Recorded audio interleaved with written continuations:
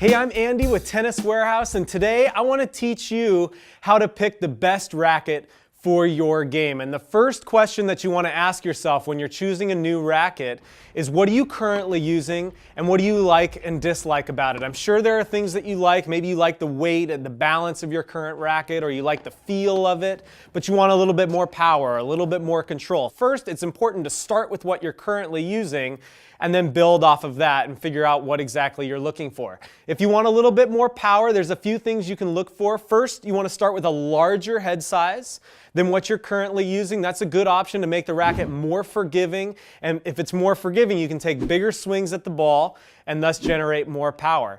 You can also go with a more open string pattern. If you think of the string bed kind of like a trampoline, when the ball hits the strings, the string bed's going to deflect, and that more open string pattern is going to deflect more and then shoot the ball off at a higher trajectory. So that's going to give you more power that you're looking for.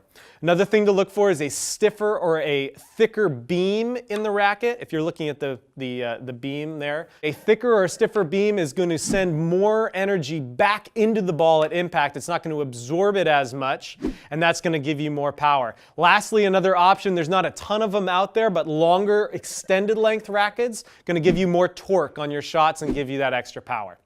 Let's say you want to look for a racket with more control, and the first thing, we're going to step down in head size. Now we're going to create a more precise feel.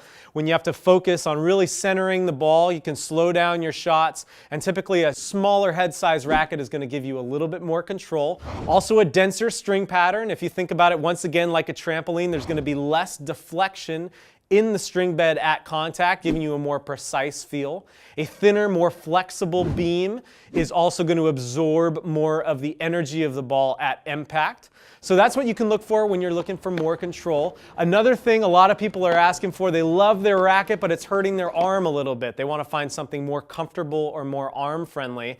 The first thing I would start with there is, once again, a thinner, more flexible beam. That's going to absorb more of the shock of contact, and less of it's going to get transferred into your arm. So a thinner, more flexible racket is going to be nicer too. It's also important to remember string choice, which we'll touch on in another video. But you want to make sure you're using a softer string if you're having some arm problems. Also, dropping your tension is going to help you create a livelier feel and also more comfort. You want to look at dampening technologies that are in the rackets. A lot of them have dampening technologies in the handle or in the throat of the racket. They're going to help absorb some of that unwanted shock.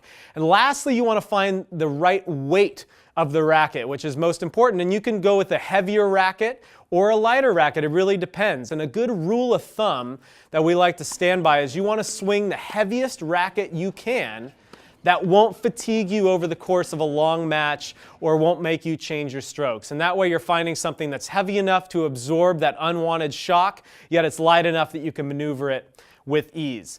With all of that said, you may still be thinking, well, I still don't know where to start. I like my racket, or maybe I'm looking for my first racket. And there's a realm of rackets that we like to call tweener rackets, and that's because they're in between a traditional player's racket, which is kind of what you're seeing pros use, more control, less power, or an oversized game improvement frame, that kind of a more beginner's frame that's going to give you a lot more power. And this Babolat Pure Drive here is a good example of a tweener frame, and a spec range that we like to recommend is 100 square inch head size, right around 11 ounces strung, and that's a great place to start when you're looking at rackets, because it's kind of middle of the range. Try those out. Those may work best for you. They fit a wide range of level of player, but then you can move from there. You can try that and you can say, I want more power, or you can try it and you can say, I want more control. So that's a great place to start, is with these tweener frames.